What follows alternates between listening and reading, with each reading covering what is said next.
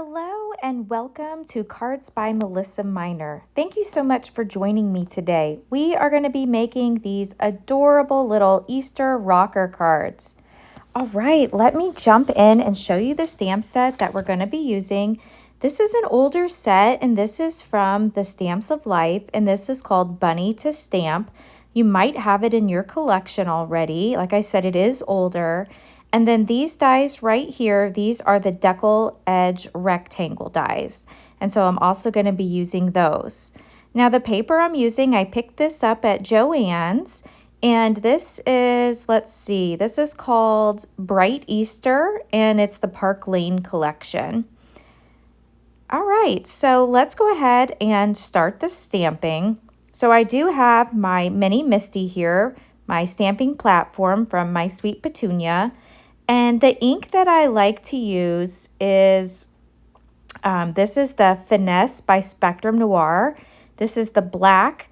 This is alcohol-proof dye ink. It is non-smear when you use your alcohol markers. And since I am going to be coloring this in with my Spectrum Noir Tri-Blend markers, this is my favorite ink to use. In fact, you see me use it a lot in my videos. It's always out on my craft table. So now that I have the bunny image stamped, I am going to take out my stamp chamois here. And isn't this cool? I keep my stamp chamois in this cute little, it's a salt cellar, and it just keeps my stamp chamois nice and damp. And so I will have that linked below if you're interested. Now I'm going to do some coloring here, and I don't consider myself an expert colorer, but some people have commented that they want to see me do the coloring. So along with my Spectrum Noir Tri-Blend markers, I also like to use a few of my Copic markers. So I've sped this up just a little bit, but the first color that I've started with is the C4, and that is for the outline of the bunny. And you can see here that I started with the C4 and did the outline, and then I came in with the C2 and just went in a little bit further. And now I'm coming in with the C00 and just coming in just a little bit more and blending that out. Then the next marker that I'm going to bring in is I'm going to bring in my colorless blender. And so then I'm just going to go around the very inside here of the bunny and like the very inside of the gray, just to blend that all out. Now for the pink, for the ears, I've just chose to use the lightest of the pale pink blend. So I've done that for the ears, the nose, and then I've given her a few cheeks.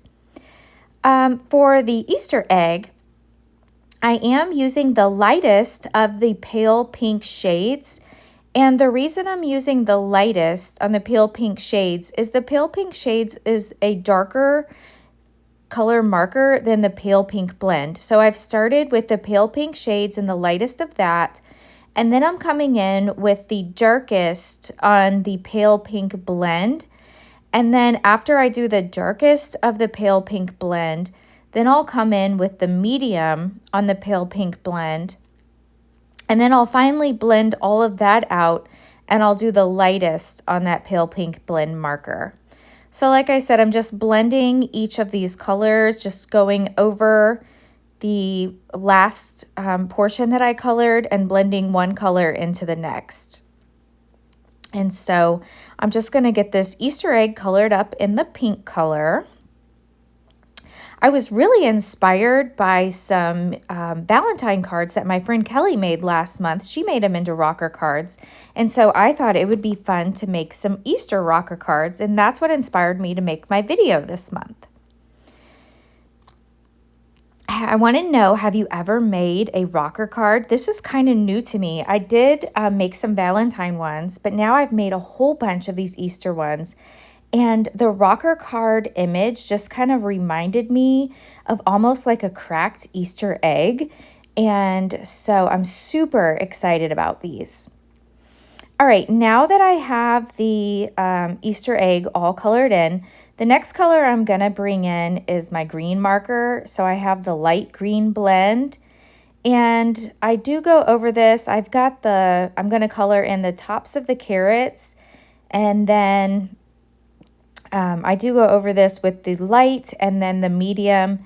It's such a small area that there's not a lot of room for blending here, but I do go over the light and then the medium just to give it a little blending effect. For my next marker, I'm bringing in the orange blend, and I'm using the lightest shade of the orange blend, and then I am going to go over it with the medium in the orange blend. And then once I get that colored in, like I said, I'm going to go over just a little bit here with the medium. You can't really tell with the orange, but I know it's there, the little blending, and you can see that I did it. All right, my next color, I'm using the aqua blue blend, and I'm starting on the outsides, and I'm taking the darkest of the aqua blue blend. Then I'm taking the medium and blending that in towards the center just a little bit more on each of those little lines. And then finally, I'm going to go in with the lightest of the aqua blue blend and blend that all together in towards the center so that the lightest shade will be in the center of my Easter egg. Okay, so now that I have that colored, I'm going to add a few of my finishing details. And so I have my little La pen, journaling pen, and I've added a few little eyelashes. And then I'm going to go in with my white jelly roll marker, or pen, excuse me, and add a few little eyeballs. Now for a nice finishing touch, I'm bringing in my pops of color, and this is in Glitter Snowflake. And I'm just adding this to the tops of the leaves of the carrots. And really, you could use whatever you have on hand. You could use glitter, you could use Nuvo drops. If you have some like flock, you could use some green flock here. Just whatever you have on hand.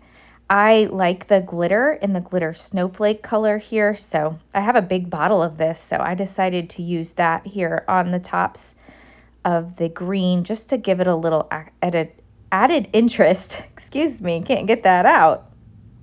All right, so I'm going to come in here with some Distress Oxide ink, and I'm going to blend this out. I couldn't really find a light enough shade of pink that I wanted to use for this little rectangle that I cut out, and this is going to be for my sentiment.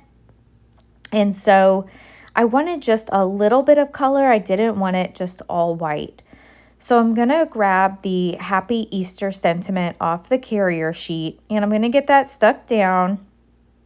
And I really probably should have grabbed a different black ink, but since I have the Spectrum Noir Finesse black ink on my table, I just went ahead and used that. So I'm going to stamp that a couple times just to give that a nice impression. It is such a good black ink that I like to use it a lot. So now that I have that stamped, I'm going to again clean it with my stamp chamois.